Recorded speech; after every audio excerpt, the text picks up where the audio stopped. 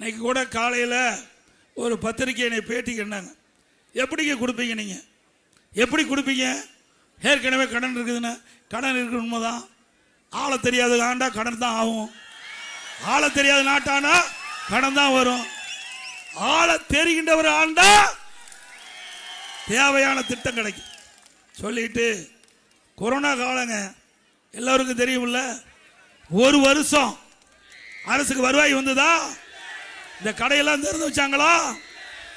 Petrol bunk திறக்கல, அதில் இருக்கின்ற வரி வருவாய் இல்லை. டாஸ்மாக் திறக்கல, வருவாய் இல்லை. பத்திரப்பதிவு வருவாய் இல்லை. ரோட் டாக்ஸ் இல்லை, எக்ஸைஸ் இல்லை. ₹1 வரி வருவாய் இல்லாம ஒரு வருஷம் சிறப்பான ஆட்சி கொடுத்த அரசாங்கம் அதிமுக. 40,000 கோடி கொரோனா செலவு. ₹1 வருமானம் இல்ல, செலவு ஒரு பக்கம்.